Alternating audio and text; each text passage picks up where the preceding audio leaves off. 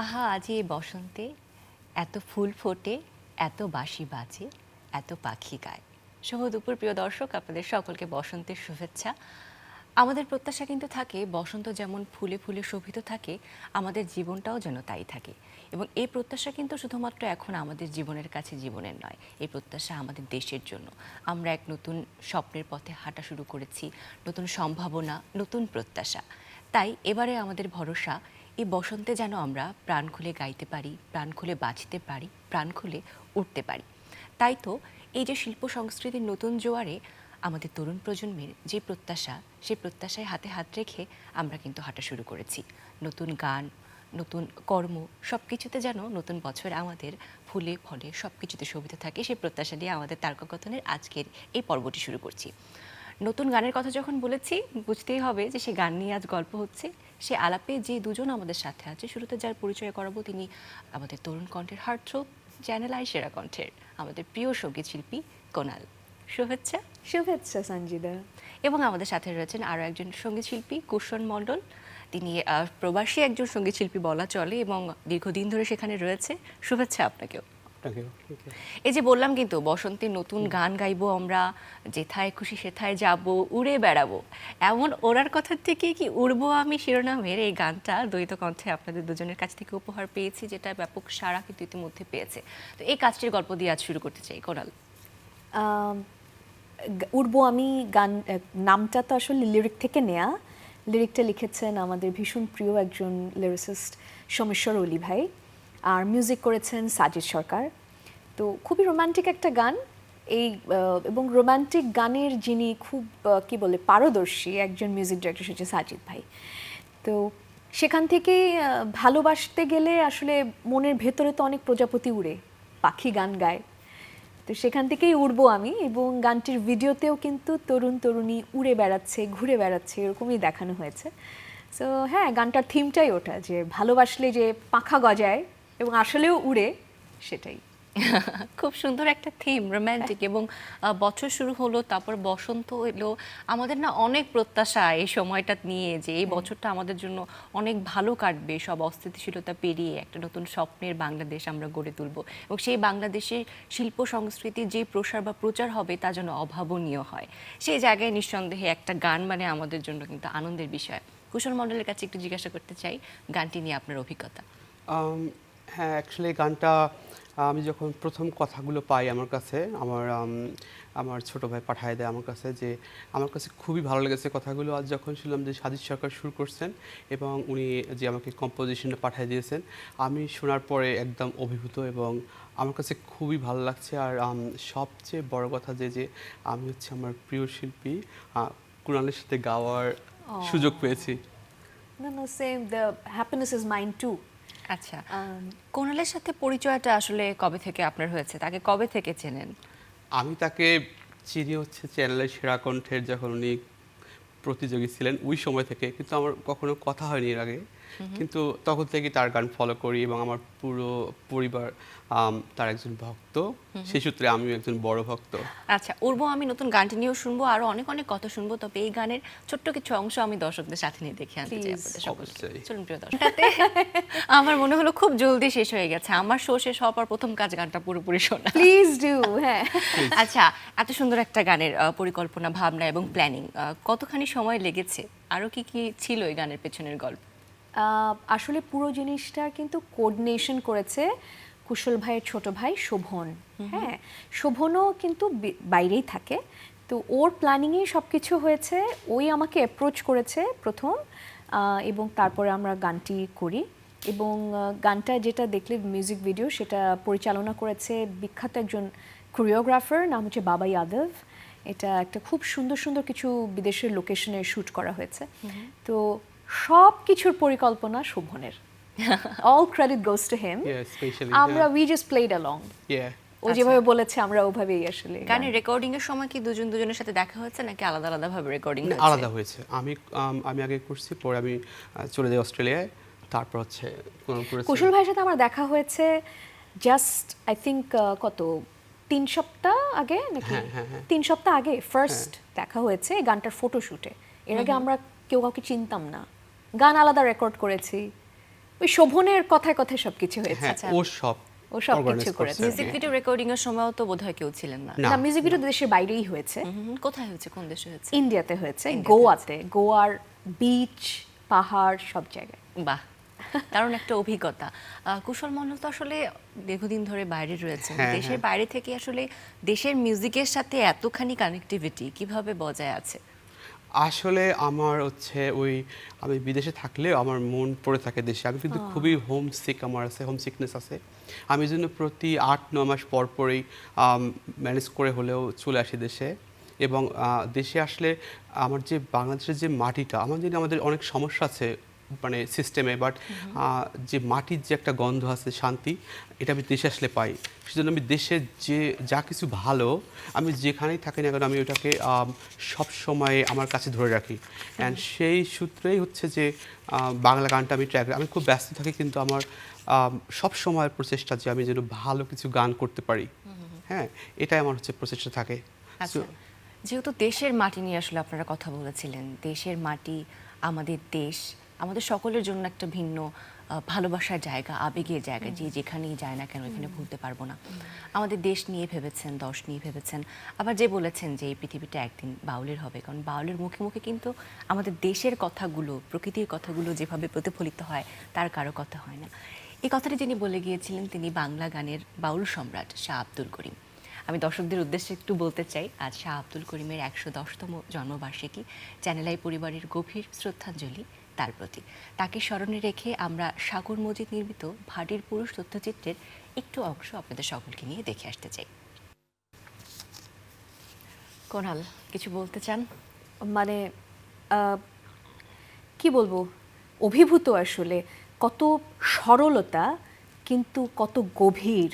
হ্যাঁ, এবং এই এই গভীর ব্যাপারটা উনি তো আসলে একজন শুধু বাউল সম্রাট, একজন মিউজিশিয়ান না, উনি একজন ফিলসফার, তাই না? এবং উনি একজন অ্যাক্টিভিস্ট, মিউজিক্যাল অ্যাক্টিভিস্ট, উনি হিউম্যানিস্ট। উনি মানুষকে যেমন ভালোবাসতে শিখিয়েছে তার গানে গানে, দেশের প্রতি, সমাজের প্রতি দায়িত্বও কিন্তু ওনার গানে গানে এসেছে। মানুষের ভেদাভেদ হবে না, এবং মাটি ও মানুষের কথা সব কিছু তিনি বলেছেন তার গানে। অসংখ্য রিসার্চ হয়েছে ওনার গানে, ওনার কাজে, এবং আমার মনে হয় যে একমাত্র শুধু ওনার গানগুলো নিয়েই যদি আমি লিরিক পড়ি, আমি আয়ত্ত আনার চেষ্টা করি, আমি মানব সভ্যতার অনেক কিছু জানতে পারবো, আমি আমার দেশের অনেক কিছু জানতে পারবো, আমি মানুষকে নিয়ে অনেক কিছু জানতে পারবো। সো আমরা খুবই লাকি, এমন একজন ফিলসফার, এমন একজন কি বলবো মিরাকুলাস মানুষ আমাদের মাঝে, আমাদের দেশে জন্মেছে। কিন্তু আমরা খুব দুর্ভাগা যে আমরা এমন মানুষদেরকে সম্মান দিতে জানি না, অথবা জেনেও দেই না। এবং বাউল সম্রাট শাহ আব্দুল করিম, তিনি উপাধি পেয়েছে বাউল সম্রাটদের, তিনি সকল বাউলদেরও একজন প্রতিনিধি। তো বাউলরা আমার দেশের সংস্কৃতির অনেক বড় অংশ, তাদেরকে সম্মান জানাতে না পারলে আমার সংস্কৃতিকে আমি সম্মান জানাচ্ছি না, এটা যেন না হয়। আজ শ্রদ্ধা ভরে স্মরণ করি বাউল সম্রাট শাহ আব্দুল করিমকে। এবং আমার মনে হচ্ছে বসন্তের সময় দুটি লাইন তার একটি গান থেকে একটু শুনিয়ে দিতে চাই আমি, যেটা আমরা কিন্তু মঞ্চেও গাই। বসন্ত বাতাসে সইগ, বসন্ত বাতাসে, বসন্ত বাতাসে সইগ, বসন্ত বাতাসে, বন্ধুর বাড়ির ফুলের গন্ধ, বন্ধুর বাড়ির ফুলের গন্ধ, আমার বাড়ি আসে সইগ বসন্ত বাতাসে, সইগ বসন্ত বাতাসে। বাহ, দারুণ। আমাদের বসন্ত কিন্তু এই গানটা ছাড়া অসম্পূর্ণ।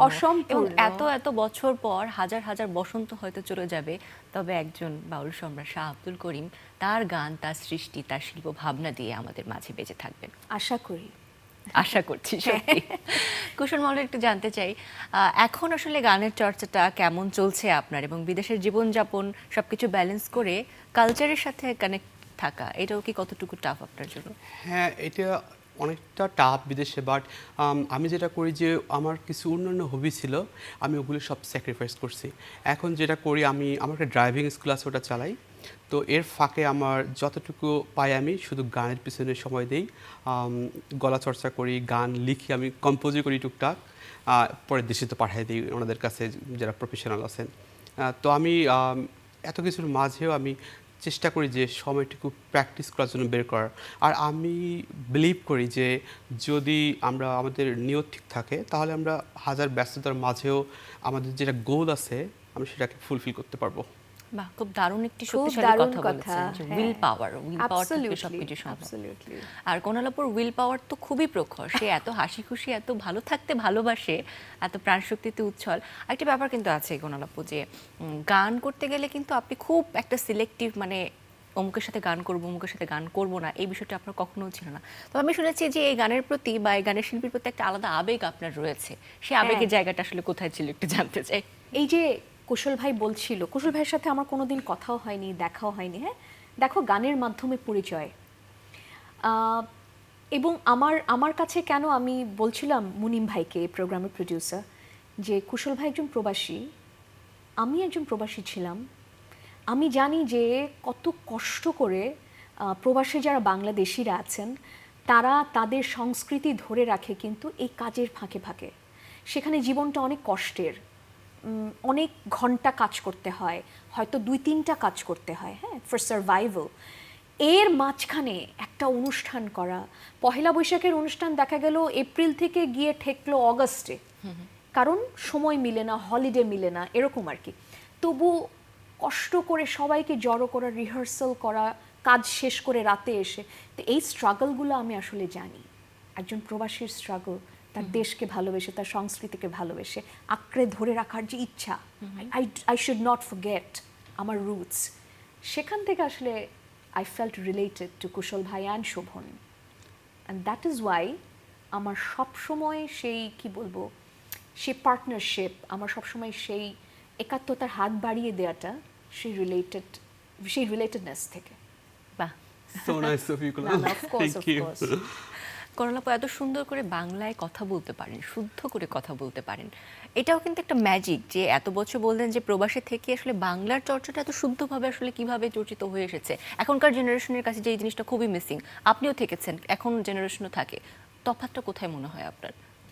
আমি খুবই লজ্জিত যে আমি আসলে আগের মতন বলতে পারি না বাংলাটা, এখন অনেক ইংরেজি শব্দ বের হয়ে আসে। কিন্তু একটা সময় ছিল যে একটা শব্দ আমার মুখ থেকে ইংরেজি বের হতো না। যখন আমি বাংলা বলবো, পুরো বাংলা বলবো, আমি যখন ইংরেজি বলবো, পুরো ইংরেজি বলবো। এটার অনেক বিশাল বড় একটা ব্যাপার হচ্ছে আমার বাবা মা, আমরা যখন কুয়েতে ছিলাম তখনও প্রতিদিন বাংলা লেখা কিংবা বাংলা বলার চর্চাটা এটা বাধ্যতামূলক ছিল। সংবাদ দেখা বাধ্যতামূলক ছিল, দেশের ব্যাপারে খবরাখবর রাখা।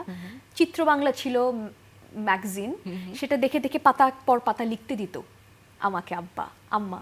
তো আর বাংলাদেশে আসার পর হচ্ছে এখানে শিশু সাহিত্যিক আমিরুল বাবার সান্নিধ্য পাওয়া, বাংলাটা আসলে তখন থেকে আরও গভীরভাবে আমার ভেতর ঢুকেছে।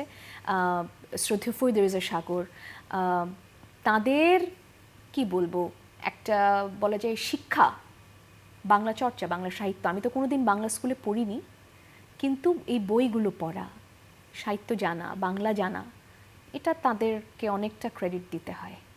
তার মানে বলতেই হয় যে পারিবারিক শিক্ষা আসলে এক্ষেত্রে অবশ্যই সবথেকে বেশি অবশ্যই। ইম্পর্টেন্ট। ইফতেখার মুনিম ভাই আমাকে উচ্চারণ শিখিয়েছে অনেক শব্দের, আমি জানতাম না বাংলা শব্দের অনেক উচ্চারণ। তো এটা আসলে চর্চা, ভালোবাসা থেকে, যেটা কুশল ভাই বললো যে আমার গোল যখন হবে তখন যে কোনো উপায় আমি আসলে সময় বের করব এবং সেটা আমি করবই। তো ভালোবাসা থেকে, বাংলাকে অনেক ভালোবাসি। কুশল মণ্ডল, ওখানে আমি জানতে চাই যে অস্ট্রেলিয়াতে আসলে আপনার আশেপাশে যারা থাকেন বা নিউ জেনারেশন থাকেন বা প্রবাসী বাঙালি যারা রয়েছেন, তাদের মধ্যে সঙ্গীত চর্চা বা সংস্কৃতির চর্চার বিষয়টা এখন কতটা প্রখর রয়েছে?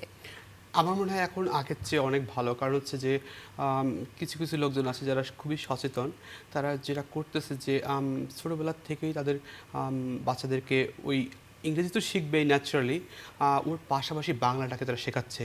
তো এবং আস্তে আস্তে তারা দেখাচ্ছে যে হচ্ছে কিছুদিন পর পর একটা টিচার রেখে বাংলা যে মোটামুটি শেখাতে পারে। তো শুরু থেকে তারা বাংলাটাকে শেখাচ্ছে এবং সাথে সাথে বাংলা গানটাকেও শেখাচ্ছে। সো এক্ষেত্রে কিছু স্কুলও আছে আবার যেগুলো বাংলায় চালিত। তো সেখান থেকে তারা আস্তে আস্তে শিখে অনেকটাই বাংলা গানের উন্নতি করতেছে। সো এটা আগের চেয়ে ভালো, কারণ এখন মানুষ অনেক সচেতন আগের চেয়ে আরও। বাংলা স্কুল আছে ওখানে না? আছে, স্কুল আছে, হ্যাঁ। কি বাংলা স্কুল লাকি, আছে। আমাদের কোনো বাংলা স্কুল ছিল না কুয়েতে। হ্যাঁ, যা হবে তা বাড়িতে শিখতে হবে, হ্যাঁ যা বাড়িতে। বাড়িতেই, মানে কোনো আক্ষরিক কোনো লেখাপড়া কোনো কিছু স্কুলে মানে একাডেমিক্যালি হয়নি আর কি। তাহলে তো How বলতে lucky? হয় যে এই প্রজন্মের বাচ্চারা তো অনেক প্রিভিলেজড আসলে, অনেক যে বাংলা privileged, অনেক স্কুল privileged। পাচ্ছে হ্যাঁ, of course। ইন্টারন্যাশনাল পড়ার তাদের পাশাপাশি। সুযোগ আছে, তবে সুযোগ এটা হচ্ছে যে আছে। আমি কোনটা নেব। হ্যাঁ, কেউ আছে যে না আমি শুধু ইংলিশই শিখবো, আমি অন্য কিছু শিখতে চাই না, আছে তো আমাদের মধ্যে অনেকেই। বাট অনেকে আছে যারা বলে না ইংলিশ তো সে শিখবেই, তো বাংলাটা কেন নয়, যে বাংলা আমাদের রুট। সো তারা পরিবার থেকেই বাংলাটা শিখে ফেলে, আর যখন তারা বাংলা শিখে আলটিমেটলি তারা বাংলা গানও শিখে যায়। ওকে, আর জাতীয় দিবসগুলো কি ওখানে পালন হয় অস্ট্রেলিয়াতে, যেমন 16 ডিসেম্বর যদি বলি? হ্যাঁ, অবশ্যই অবশ্যই অবশ্যই 16 ডিসেম্বর হয়, 21শে ফেব্রুয়ারি হয়, এবং ওখানে বাংলাদেশের যে কমিউনিটি আছে ওখানে শহীদ মিনার পর্যন্ত আছে, স্পেশালি জায়গা করে দেওয়া আছে প্রোগ্রামের জন্য। সো আমরা এই দিক দিয়ে হ্যাপি আর কি, অস্ট্রেলিয়া যারা আছি। আমরা বলতেই পারি বিদেশের মাটিতে তাহলে একখণ্ড বাংলাদেশ আসলে হ্যাঁ, আপনাদের হাত অবশ্যই, ধরে অবশ্যই। সব সময় থাকবে। কোনাল, আপনার কাছে একটু জিজ্ঞাসা করি যে নতুন প্রজন্মর তো গান শেখার আগ্রহ হয়তো অনেকের আছে, অনেকের নেই, গান শেখানো এই জিনিসটা আপনার কাছে কতটা ইন্টারেস্টিং? গান শেখানো শেখানো আমার তো মনে হয় যে আমি আমার টিচার বলতেন, শ্রদ্ধেয় কেকা মুখার্জি, যে আমি যখন শিখাই তখন আমি নিজেও শিখি, এবং কেউ যখন গান শেখায় তার চর্চাও হয় গানে গানে। গান শেখানো তো অনেক বড় ব্যাপার, মানে আমাদের রিলিজনে তো বলা আছে যে তুমি নিজে শিখো অন্যকে শেখাও, এবং শিক্ষা আর আনন্দ সব সময় ভাগাভাগি করতে হয়, না হলে এটাতে আর এটার কি বলে, এটার হলো না আর কি, ইনকমপ্লিট হলো। তো শিক্ষাটাও ছড়িয়ে দেওয়া উচিত, গানের শিক্ষা হোক, সেটা যে কোনো শিক্ষাই হোক। আর গান যদি কেউ শিখায় তো খুবই ভালো ব্যাপার। আমি নিজেও তো চাই যে ছোট বাচ্চাদেরকে সারেগামা শেখাবো, সঙ্গে আমারও চর্চা হবে। এটা হচ্ছে, এটা কি চলমান রয়েছে? এতদিন তো কোনো কিছুই স্থিতিশীল ছিল না আসলে, আমরা আমাদের চারপাশ। তো আশা করছি এখন অনেক কিছু সুন্দর হবে, যেটা তুমি শুরুতে বললে যে নতুন সব কিছু, নতুন ফুল হচ্ছে, নতুন পাতা গজাচ্ছে। তো নতুন একটা দেশের স্বপ্ন শুরু হচ্ছে আবার। ইনশাল্লাহ সব গুছিয়ে আনলে আমার ইচ্ছা আছে বাচ্চাদেরকে শেখানো, যেহেতু আমি একাডেমিক্যালিও বাচ্চাদের ডেভেলপমেন্ট নিয়েই পড়াশোনা করেছি। তো এবং সেখানেও আমার রিসার্চের অংশ ছিল হচ্ছে বাচ্চাদের সঙ্গীত দ্বারা বাচ্চাদের সামাজিক আর মানসিক বিকাশ। তো আমি চাইছি যে আমার গানটা দিয়েই গান শেখাবো, এবং আমি ফিজিক্যালি সেটা অবজার্ভ করব আসলেও তাদের এক বছরে কি বিকাশটা হয় গানটা শিখে, আদৌ হয় কিনা। আচ্ছা, আমি তো খুব সম্ভাবনাময় একটা পথ দেখতে পাচ্ছি, মনে হচ্ছে যে ইনশাআল্লাহ। অনেকগুলো ছোট ছোট বাচ্চাদের সাথে হ্যাঁ। একদিন আমরা আমাদের প্রিয় কোনালকে এখানে দেখতে পাবো। Yes, তারা yes, স্টুডেন্টদের সাথে অবশ্যই, ইনশাআল্লাহ, ম্যানিফেস্ট of করছে course, আজকে আমরা তার অবশ্যই, কথা হ্যাঁ। রিসেটে। কুশল মন্ডল কিছু বলতে চান যে বাচ্চাদের শেখানোর বিষয়ে, কিংবা আপনি শিখছেন, এই জার্নিটা আপনার কাছে কেমন? আমারও ইচ্ছা আছে যে বাচ্চাদের সাথে কাজ করার পরে আমি শেখাই। আমি তো এখন ওই যে ড্রাইভিং শেখাচ্ছি বাচ্চাদেরকে অনেক। তো আমার ওদের সাথে সময় কাটাতে খুবই ভালো লাগে। আর যখন দেখবেন যে আপনি কাউকে কিছু শেখাচ্ছেন এবং ওর থেকে কিছু ফিডব্যাক পাচ্ছেন যে ও পারতেছে, দেখবেন যে একটা শান্তি আসে না, একটা পরিতৃপ্তি, সেটা কিন্তু খুবই একটা উপভোগের বিষয় যে আমি কিছু শেখাচ্ছি আর ও কিছু শিখতেছে। হ্যাঁ, তো আমার সেই ইচ্ছা আছে ভবিষ্যতে। আচ্ছা, আমি একটু জানতে চাই যে অস্ট্রেলিয়ান কমিউনিটিতে উড়বো আমি গানটা শুনে মানুষের ফিডব্যাকটা কেমন, তারা ওখানে কতটুকু উপভোগ আমি এটা করেছে? এখনো পাইনি, তবে যখন কালকে আমি অস্ট্রেলিয়া যাব, তো ওখানে কমিউনিটিতে দেখবো যে কী রকম অবস্থা। বাট সোফার যেটা মনে হচ্ছে দেশে খুব ভালো সাড়া পাচ্ছি আমরা। কমেন্ট বক্স কি চেক করেছেন আপনারা? হ্যাঁ, এবং comment feedback box, কেমন হ্যাঁ। ছিল? আমি নিজেও সেখানে কমেন্ট করেছি, হ্যাঁ, thank you everyone for your feedback. হ্যাঁ। এবং হচ্ছে গানটা জাস্ট রিলিজ হয়েছে, আর গানটা মানে প্রকাশটা পেয়েছে এমন একটা সময়, খুব সবার দৃষ্টিভঙ্গি অন্যরকম ছিল, মানে দৃষ্টিটা ছিল অন্যদিকে। হ্যাঁ। এর মাঝেও গানটা অনেকেই দেখেছে, এবং আমরা কোনো নেগেটিভ কমেন্ট সেখানে পাইনি, হ্যাঁ, একটা খুব অনেক পজিটিভ মানুষ, এটাই ভালো লাগছে। আচ্ছা, সিনেমার গানের তো একটা কি বলবো, বর্ণাঢ্য ক্যারিয়ার আমাদের কোনালের রয়েছে, এবং সেই গানগুলো এখনো মানুষের মুখে মুখে রয়েছে। কিন্তু এই যে আলাদা মিউজিক ভিডিওর জন্য গান করা, এই জার্নিটা নিয়ে কতটা সিরিয়াসলি ভাবছেন, বা এই বছর কি আসলে সিনেমার বাইরেও এই গানগুলো আমরা অনেক পাবো, আশা করতে পারি? তুমি খেয়াল করে দেখবে যে মিউজিক ভিডিও এই সময়ের শিল্পীদের মধ্যে আমার সবচেয়ে কম। আমি পছন্দই করি না, মানে অ্যাটলিস্ট করতাম না, যে আলাদা গান রিলিজ করে একটা মিউজিক ভিডিও করা আমার কাছে খুবই কষ্টসাধ্য একটা ব্যাপার মনে হতো আর কি। আমার কাছে সবচেয়ে ইজি লাগে, যাবো গান গাবো চলে আসবো। বাট আমার ফ্যান্সরা চায়, ডিফারেন্ট মিউজিক লেবেলরা চায় যে সিনেমার বাইরে আমি গান করি এবং সেগুলো সুন্দর সুন্দর মিউজিক ভিডিও হোক। তো সেই ধারাবাহিকতায় গত বছরও আমার একটা গান সুপারহিট হলো, সেটা হচ্ছে ময়না। তো ময়নার পর আরও একটি গান এসেছিল ও জান, এবং একই ব্যানারে, সেটা গানচিলের আসিফ ইকবাল ভাইয়ের তত্ত্বাবধানে তার লিরিকে। তারপর এই ভ্যালেন্টাইনে আসলো উড়বো আমি, সঙ্গে সজীবের সঙ্গে আমার আরেকটি গান এসেছে। এই ভ্যালেন্টাইনে আসলে আমার 3টি গান এসেছে।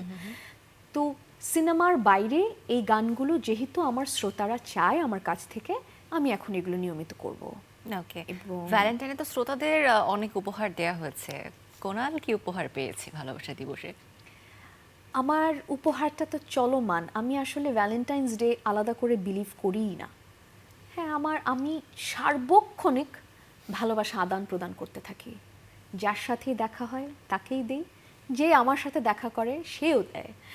আর আলাদা করে যে তুমি যদি জিয়ার কথা জিজ্ঞেস করে থাকো যে দুলাভাই কি দিল আমার বোনকে, দুলাভাই উপহার তার মতো দিয়েছে, সেটা এখানে নাই বলি, বাট হ্যাঁ উপহার তিনি দিয়েছেন। উপহার তিনি দিয়েছেন, খুব সুন্দর কেটেছে, আশা করতেই Of পারি course, আপনার দিনটা। আলহামদুলিল্লাহ আলহামদুলিল্লাহ। আচ্ছা কুশল মণ্ডল, এবারে ভালোবাসা দিবসটা কেমন কেটেছে? বসন্তের উদযাপনটা কেমন হয়েছে?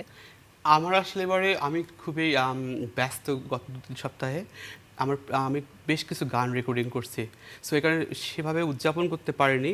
তবে আমার কাছে ভালোবাসা দিবস মনে হয় প্রতিদিনই। আমি ভালোবাসি, সো আমার কাছে আসলে কোনো স্পেসিফিক ডে বলতে ওরকম কিছু মনে করি না। আর আমি প্রায় 8টা-9টা গান রেকর্ড করলাম এই কয়েকদিনে, কারণ আমি তো ওই গান রেকর্ড করে চলে যাব, পরে ওই গানগুলোর কাজ হবে ভিডিওতে, আমার তো আর রেগুলার আসা সম্ভব হয় না। সো আমি ওই গান নিয়ে ব্যস্ত আছি। আমি গত কয়েক সপ্তাহ ধরে পুরো রেকর্ডিং করে যাচ্ছি। আচ্ছা, খুব ব্যস্ততা। কিন্তু আমি কিন্তু বিশেষ করে যে যারা বলে যে দিবস আমার লাগে না, হ্যাঁ। প্রতিদিনই ভালোবাসি, তারা বোধহয় একটু ফাঁকিবাজ হয়। তাই? দিবস থেকে বাঁচতে একটু বাঁচবে না, উদযাপন থেকে বাঁচবে না, উদযাপন থেকে, গিফট দেওয়া থেকে gift বাঁচতে। দেওয়া থেকে। আমি তো তোমাকে প্রতিদিনই ভালোবাসি, তাহলে একদিনই কেন গিফট দিতে হবে? ঠিক এই ক্ষেত্রে উল্টা, মানে এই কথাটা জিয়া কখনো বলে না, কি বলে? এটা আমিই বলি। ওর কাছে দিবস ইম্পর্টেন্ট, ও বড় স্ট্যাটাস লিখবে, ও ছবি দিবে, অ্যান্ড হি কমপ্লিটলি ফলো এইসব রিচুয়ালস, গিফট দেয়া, ফুল আনা, hug day, kiss day, rose day, সব ও পালন করে, এবং হচ্ছে ওর কাছে এগুলো খুব ইম্পর্টেন্ট। বাট আমার কাছে আলাদা করে কিছু না, maybe because everyday for me is rose day না। আমার all. ওকেশন লাগে না, আমি এমনি রোজ দেই, এমনি একটা স্ট্যাটাস দেই, এমনি একটু ভালোবাসার আদান প্রদান করি। বাট আই কমপ্লিটলি রেসপেক্ট যারা দিবস উদযাপন করে, তাদেরকেও আমি। কিছুদিন আগে জন্মদিনেও তো আমাদের জিয়া ভাই ভীষণ সুন্দর একটা স্ট্যাটাস লিখে আপনাকে জন্মদিনের শুভেচ্ছা জানিয়েছেন। It's the cute little thing. আমার মনে হয় এফোর্টগুলো একটা সম্পর্কের জন্য আসলে খুব ইম্পর্টেন্ট। Of যে কোনো course, সম্পর্ক, of course, শ্রদ্ধাবোধ, of course. ভালোবাসা এবং a little bit of অবশ্যই expression। ছোট ছোট এফর্টই আসলে মানে বাঁচিয়ে রাখে একটা সম্পর্ক, নয়তো এতগুলো বছর একসঙ্গে থাকা ডিফিকাল্ট হয়ে যাবে। ওকে, সো আজকে কিন্তু অনেক ধরনের গল্প আমরা করলাম, হ্যাঁ। ভীষণ ভালো লেগেছে। আগামীতে আবারও গল্প করতে চাই অনেক অনেক। আর আপনার জন্য অনেক শুভেচ্ছা, শুভকামনা। Thank you বাইরে so গিয়ে much. দেশকে মনে রাখবেন, ভালোবাসবেন। অবশ্যই ভালো থাকবেন, বিদায় থ্যাংক ইউ নিচ্ছি। Sanjida. Thank you so much. দর্শক, এই ছিল আমাদের আজকের আয়োজন। আশা করি আপনাদের ভালো লেগেছে। আগামীতে আবারও দেখা হবে সেই প্রত্যাশায় বিদায় নিচ্ছি। সকলে ভালো থাকবেন।